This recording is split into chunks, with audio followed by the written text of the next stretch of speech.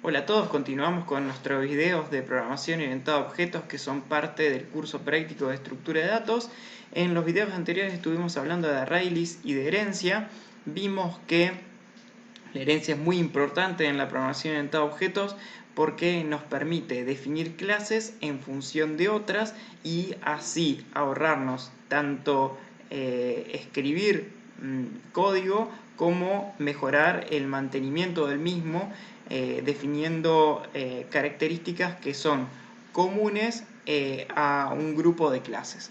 Bueno, ahora lo que vamos a hacer es ver qué pasa con los conceptos que ya conocíamos de Java al incorporar el concepto de herencia. Bueno, en primer lugar vamos a hablar de los constructores.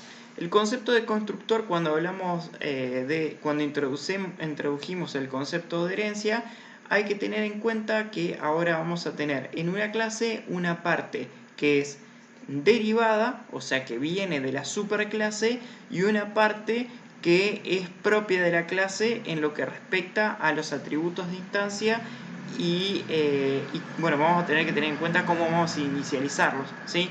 Por ejemplo, en el caso del ejercicio que planteamos anteriormente, tenemos que, por ejemplo, en álbum de música las propiedades son intérprete y número de temas, y esa sería la parte propia de álbum de música.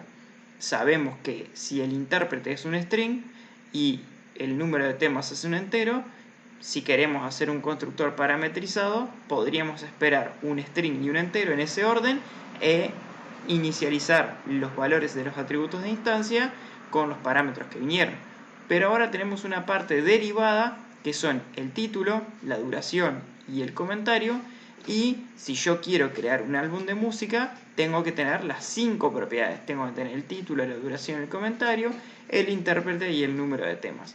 Entonces, vamos a ver cómo se hace eso. Bueno, nos dice acá la teoría que cuando programamos una subclase, sería el ejemplo del álbum de música, hay que tener en cuenta lo siguiente. En el caso de que la superclase cuente únicamente con constructores con parámetros, debemos programar un constructor en la subclase.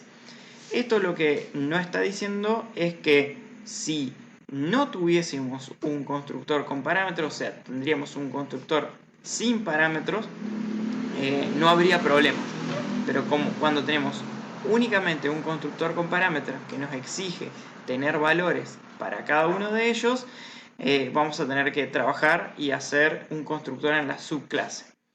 El constructor de una subclase debe tener siempre como primera sentencia una invocación al constructor de su superclase.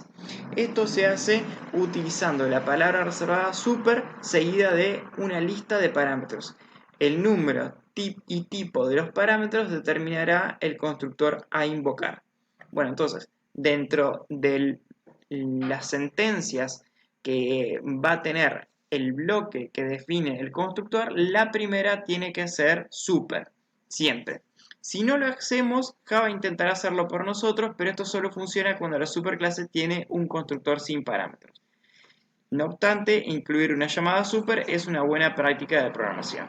Entonces, vamos a ver eso en el ejemplo que vimos anteriormente. Antes de avanzar, fíjense que aquí estoy en el proyecto Herencia Solución 2, y si me voy a elemento, elemento tiene un constructor sin parámetros y uno con parámetros. Pero si vamos a alguna de las subclases, como por ejemplo álbum de música, vamos a ver que en el constructor sin parámetros, ¿sí?, podemos opcionalmente poner la llamada super, ¿sí? Si no la pongo, también anda. Ahora, en el constructor con parámetros, fíjense que espero un valor para cada uno de los atributos de instancia.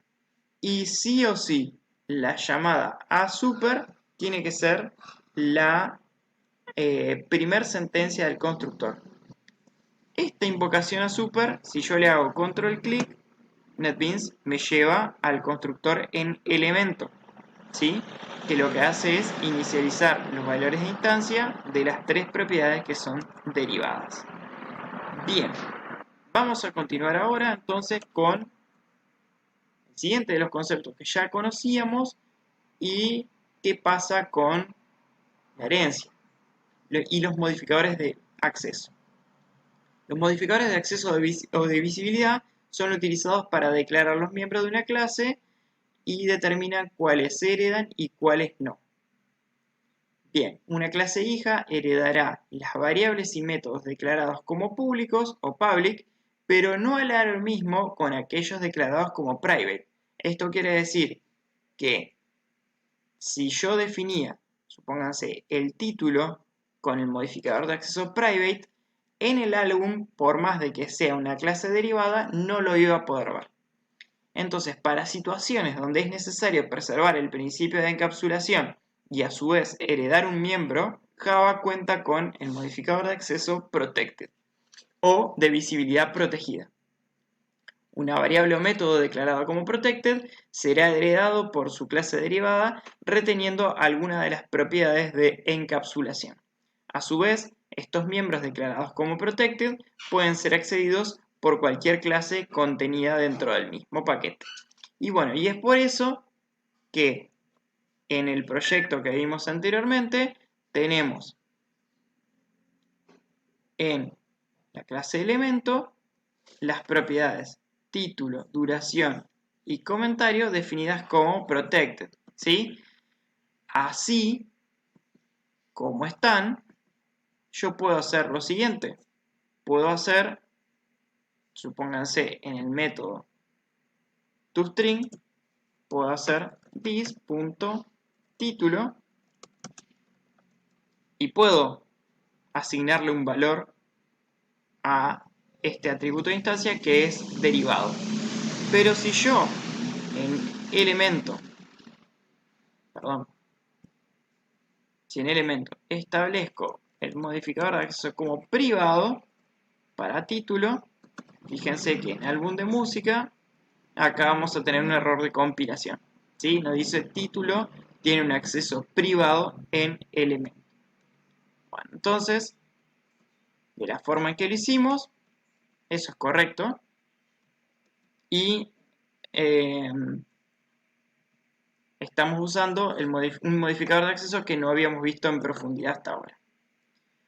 Bueno, el próximo tema es sustitución de métodos. ¿Qué pasa? Es probable, o sea, cuando nosotros hacemos herencia, no solo hacemos herencia de los atributos, sino que también hacemos herencia de los métodos. O sea, todos los métodos get y set que estaban en elemento, yo los terminé heredando también.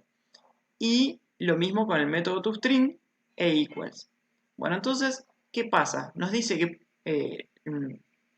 podemos encontrarnos a tener la situación en donde queremos darle un comportamiento especial para una de las clases derivadas a un método que ya estaba programado.